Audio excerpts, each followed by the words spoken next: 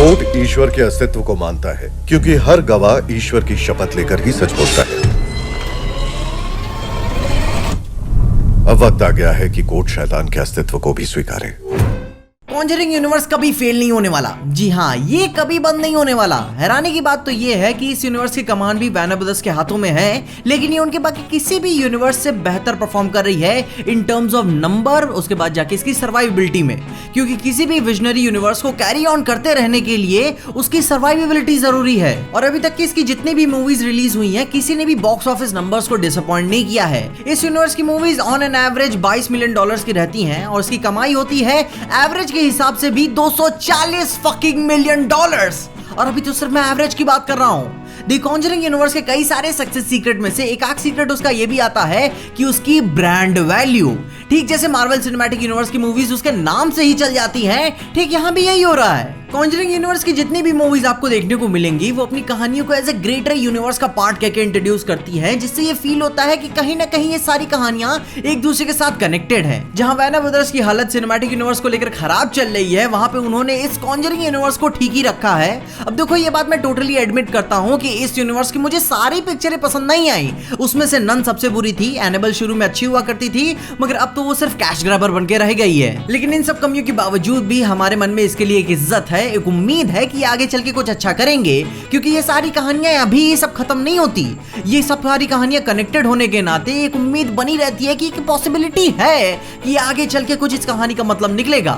अब देखो, मैं पर्सनली इस यूनिवर्स को रिस्पेक्ट करता हूं क्योंकि उनके पास एक्चुअल में कोई ठोस सोर्स मटेरियल नहीं है। क्योंकि इन सब सारे सुपरनैचुरल और डिमोनिक एक्टिविटीज को सिर्फ चर्च ही सही मानता है, जैसा इस मूवी ने ही हमें बताया है। मगर इसके बाद जो कॉन्स्टिट्यूशनल तौर से लॉ इसे सही नहीं मानती, जिसके बाद ओवरऑल ये सब कहानियां सिर्फ अर्बन लेजेंड्स के नाम से ही रह जाती हैं। और इसी वजह से दुनिया भर के कल्चर्स कहीं ना कहीं इस कहानी को एक छोटे मन के साथ एक्सेप्ट करते हैं। क्योंकि मेरे को नहीं पता एनेबल की कहानी क्या है, मैं इंडिया से हूं, मगर फिर भी मेरा इतना जल्दी कोई मरने का मूड नहीं है। अब देखो, इन्हीं सब बातों की वजह से हॉरर यूनिवर्स की, कॉन्जरिंग यूनिवर्स की बुनियाद बहुत ही ज्यादा सॉलिड है।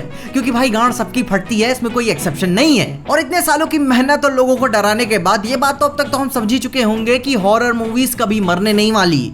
सिनेमा के एग्जिस्टेंस से ही हॉरर मूवीज का नाम एकदम प्रोमिनेंट रहा है। समय के साथ साथ ना जाने कितनी तरह की जॉनरा मूवीज आई, लेकिन उनका विजन ज्यादा फ्यूचरिस्टिक ना होने की वजह से वो सब ज्यादा लंबे समय तक टिक ना पाई। जैसे कि parody movies, legal thriller movies, comedy driven movies या फिर इरोटिक फैंटेसी मूवीज।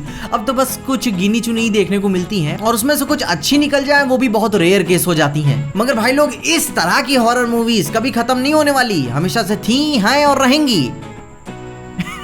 अब कॉन्जरिंग यूनिवर्स की फ्यूचर सस्टेनेबिलिटी की एक बहुत बड़ी खूबी आती है कि उसकी क्वालिटी। इस यूनिवर्स ने हॉरर मूवीज का परसेप्शन पूरी तरीके से बदल के रख दिया। जैसे कि अगर हम इस कहानी की मूवीज देखने जा रहे हैं तो ये बात तो हम एक्सपेक्टेड रखते हैं कि भाई मूवी की क्वालिटी एक नंबर रहने वाली है। क्योंकि ज्यादातर हॉरर मूवीज में क्या होता है कि उनके कम बजट होने के नाते मूवी की विजुअल क्वालिटी कॉम्प्रोमाइज होती है लैक ऑफ प्रोडक्शन वैल्यू के नाते, और कुछ में तो एक्टिंग भी बहुत बुरी होती है। लेकिन हम कॉन्जरिंग यूनिवर्स की मूवीज से ऐसी कंप्लेन तो रखते ही नहीं है। इनकी कमियां दिखती हैं तो सिर्फ इनके स्क्रीन प्ले और एक्सपोजिशन की वैल्यू में। क्योंकि मैं किसी भी पर्सनली कहानी को बुरा नहीं मानता।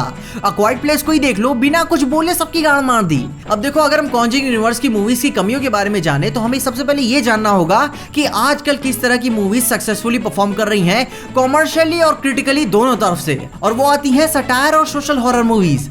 कॉन्जरिंग मूवी सिंबल्स को बहुत ही अच्छी तरीके से यूज करती है, क्योंकि किसी भी डेमोनिक एंटिटी को रिप्रेजेंट करने के लिए किसी भी ऑब्जेक्ट या सिंबल की जरूरत पड़ती है। जैसे कोई खिलौना, किताब, टीवी, बुक, कपड़े या फिर कुछ भी हो सकता है। और कॉन्जरिंग की कहानियां इसको बहुत ही अच्छी तरीके से दिखाती हैं। लेकिन अभी कुछ और ही तरह की हॉरर मूवीज दहशत का माहौल बनाई हुई है, जैसे Get Out, Invincible Man, Don't Breathe या फिर अ क्वाइट प्लेस। कुछ इस तरह की एक्सपेरिमेंटल मूवीज जो अपनी कहानी को एक डीपर सेंस ऑफ मीनिंग और अपने नैरेटिव को आगे सोचने पे मजबूर करती हैं। ये इस तरह की मूवीज कुछ ऐसे ही टिपिकल हॉरर मूवीज की तरह नहीं है। इनका भी एक सेंस ऑफ किडोलॉजी है कि जो है पीस ऑफ आर्ट, जो अपने काम को टीज करता रहता है ज्यादा लंबे समय के लिए। और इस तरह के यूनिवर्स को एक्सपैंड करने में भी कोई ज्यादा जबरदस्ती फील नहीं होती, क्योंकि हो सकता है, और अस मूवी ने करके भी दिखाया है। क्योंकि इस तरह की मूवीज को बाद में जितना ही ज्यादा आप सोचते जाओगे, ये उतना ही ज्यादा डिस्टर्बिंग फील देती जाएंगी।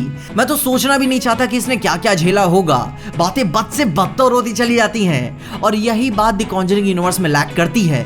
क्योंकि भाई जेम्स वॉन को ये छोड़ के जाना नहीं चाहिए था, उनको डायरेक्ट करनी चाहिए थी और इसकी पिक्चर है। तो तुम कमेंट्स में बताओ कि यार तुम्हें कैसा लगा कॉन्जरिंग यूनिवर्स के फ्यूचर के बारे में, तुम्हें कुछ होप है? लेकिन फिर भी यार जब तक इस यूनिवर्स के हम डर को कंज्यूम करते रहेंगे तब तक हम इन्हें पैसे देते रहेंगे। मगर फिर भी यार तुम सब बताओ कि तुम्हें Conjuring Universe as a wholesome complete form में कैसा लगता है? तुम्हें कुछ उम्मीद है कि आगे चल के कुछ गॉडजिला वर्सेस कॉन्ग जैसा अच्छा करेंगे?